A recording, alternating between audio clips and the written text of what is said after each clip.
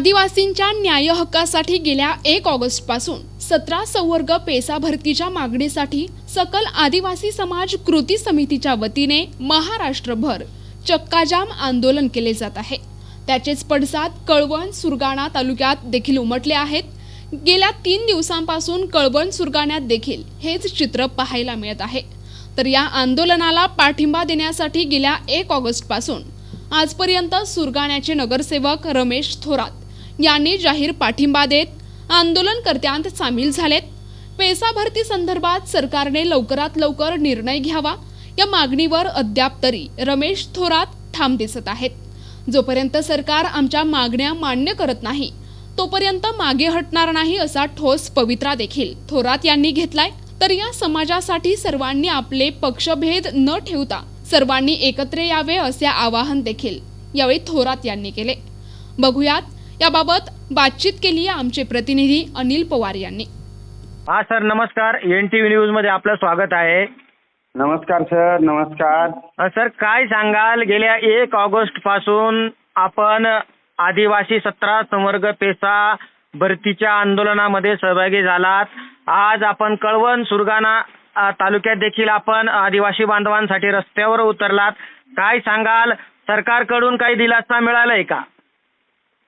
आम्ही गेल्या 1 ऑगस्ट पासून गोल क्लब येथे 13 जिल्ह्याची कृती समिती उपोषणाला बसलेली मुलं आम्ही रोजच तिथं उपोषणाला पाठिंबा देत आहे गोल क्लबवरती।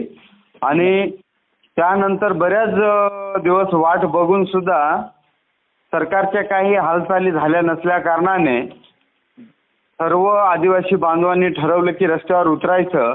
आणि मग आम्ही कळवण असेल, सुरगाणा तालुक्यातील हातगड असेल, बोरगाव असेल, बुबळी फाटा, सुरगाणा शहर असं सर्व बांधवांनी प्रतिसाद देऊन आणि रास्ता रोको, दुकानं बंद, सर्व व्यवहार बंद केले असून आम्ही प्रत्येक ठिकाणी भेटून सर्वांना आंदोलन सहभागी झालेलो आहे।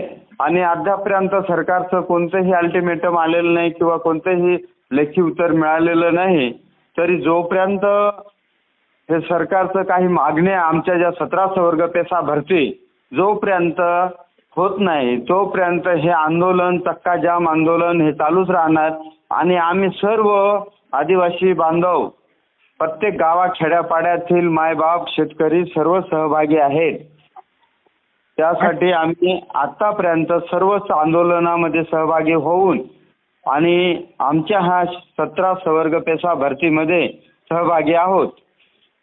हा सर, महाराष्ट्रभर पेसा भरतीसाठी आंदोलन केले जात आहेत। याचेच पडसाद कळवण सुरगाणामध्ये देखील उमटताना कुठेतरी दिसून येत आहे। कळवणमध्ये देखील 3 दिवस आंदोलन पार पडलेलं आहे। सुरगाणामध्ये देखील चक्काजाम आंदोलन केलं जात आहे। काय सांगाल, या सगळ्या पार्श्वभूमीवर सरकार आपल्या मागण्या कधीपर्यंत मान्य करणार आहेत? या पुढच्या हालचाली कशा असणार आहेत?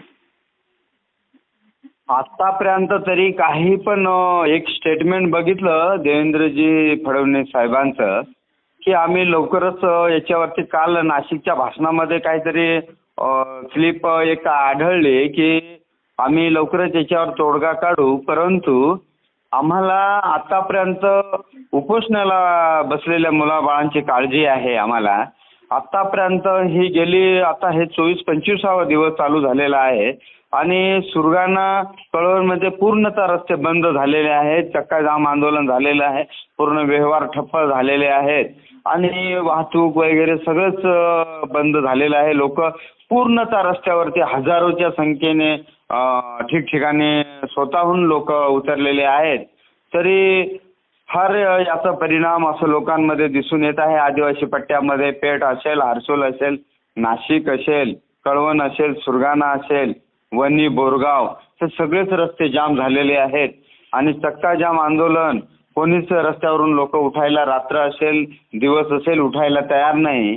तरी शासनाने त्याच्यावर लवकरात लवकर तोडगा काढावा अशी ही आमची सर्व आदिवासी बांधवांच्या वतीने विनंती राहील।